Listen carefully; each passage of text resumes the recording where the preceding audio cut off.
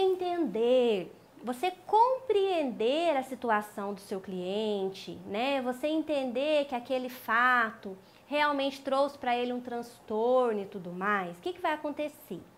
Você vai começar a sua fala, porque aí ele já cansou de falar, né? Já falou tudo que ele queria. Então, assim, ó, agora eu vou explicar para o senhor como que funciona aqui no meu escritório. Aí você vai mostrar autoridade, né?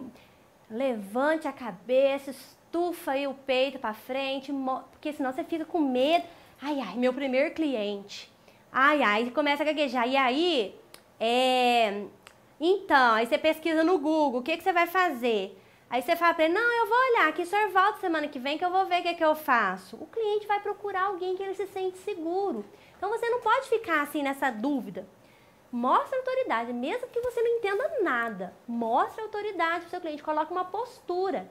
Por quê? Essa autoridade que você mostra, essa postura que você mostra quando você vai falar, mostra para o seu cliente que você domina, que você entende realmente quais são as irregularidades do banco. Isso vai ajudar também lá na precificação dos seus honorários. Por quê?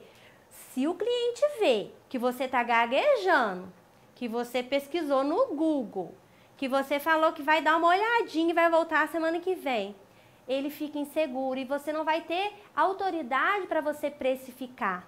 Você não vai ter autoridade para falar assim, nossa, eu vou cobrar um valor alto. Às vezes nem de graça ele vai querer contratar com você. Então mostra autoridade. Para você mostrar autoridade, você tem que saber exatamente trabalhar com aquilo. Não adianta nada chegar um cliente numa área que eu não domino, eu querer pegar aquele tipo de causa, sendo que eu não entendo nada. Então, a primeira coisa é isso que você está fazendo aí. É estar aqui, nesta aula, se capacitando, para quando esse cliente chegar aí no seu escritório, para ele poder se sentir confiante, se sentir acolhido, fui na pessoa certa. Por quê? Quando você mostra para o seu cliente que você domina o assunto, que você é um profissional competente, que trabalha nessa área, mesmo que você tome uma improcedência, você não vai perder o cliente. Você acha que eu já não tive improcedência?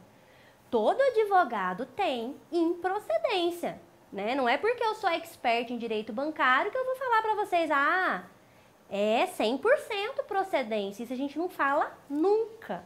Então, eu também posso ter improcedência. E quando eu tenho improcedência e eu mostro para o cliente, eu mostro autoridade no atendimento, aquela improcedência eu posso transformar outra ação, redistribuir uma outra tese.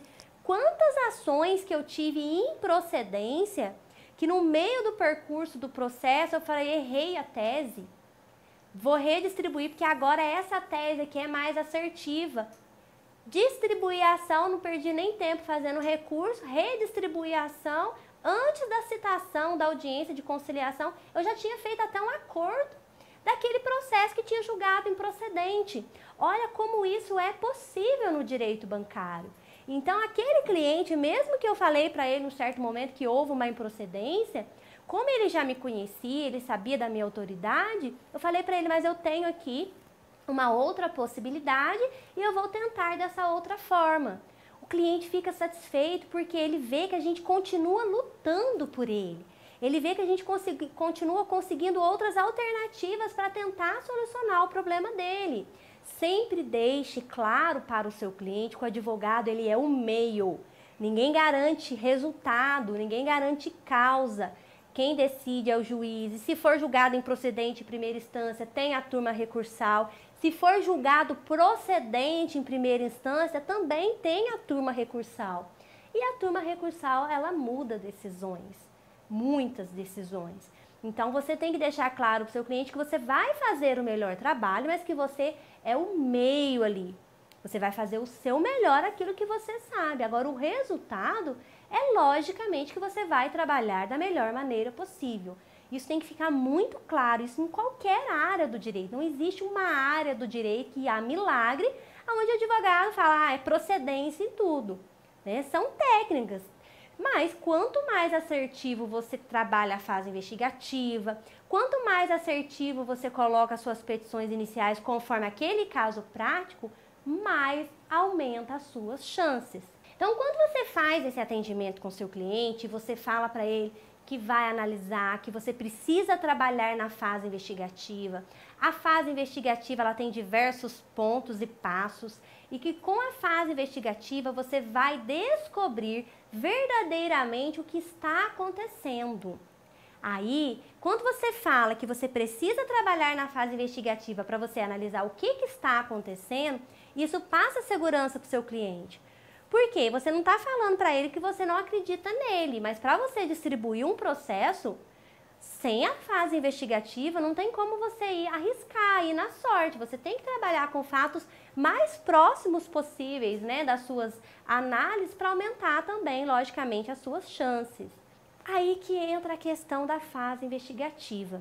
Quando você mostra isso para o seu cliente, você vai falar para ele, ó, mas para trabalhar na fase investigativa, eu preciso saber se você, né, consumidor, se o senhor ou se a senhora vai querer contratar o escritório para a gente prestar o serviço aqui que nós prestamos. Porque não dá para você trabalhar na fase investigativa de graça. Você tem que valorizar a sua advocacia, você tem que valorizar o seu trabalho. Como que você vai falar para o seu cliente? Ah, eu vou dar uma olhadinha e depois eu te falo. Advogado não dá olhadinha.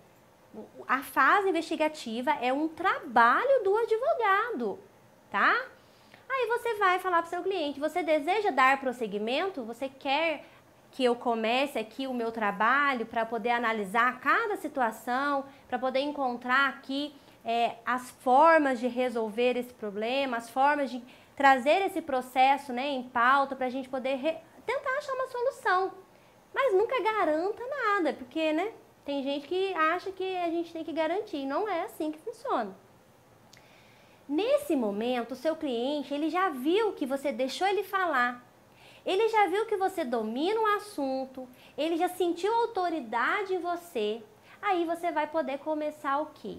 Começar a formalizar esse atendimento. Por quê? Ah, mas para eu fazer a fase investigativa, eu preciso ter a procuração. A procuração adjudícia é uma procuração que dá poderes para o advogado representar o seu cliente de forma judicial e extrajudicial. E na forma extrajudicial está a fase investigativa.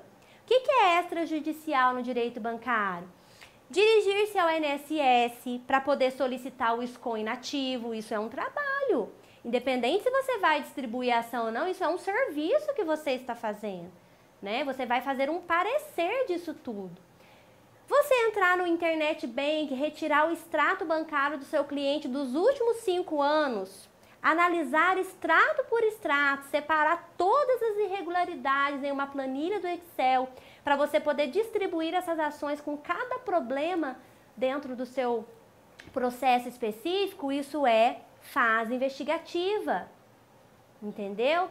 Então, o que mais que é fase investigativa? Você poder solicitar através dos canais da fase investigativa contratos para o seu cliente, porque eu tenho certeza que ele não tem todos os contratos, ou se tiver um ou outro contrato. Então, isso é o seu trabalho. Então, você deve receber para fazer isso. Porque se o advogado não valoriza o seu trabalho, você também nem merece. Esse cliente vai trabalhar de graça. E quando você se impõe e mostra autoridade, eu tenho certeza que a resposta para fechar esse negócio vai ser sim.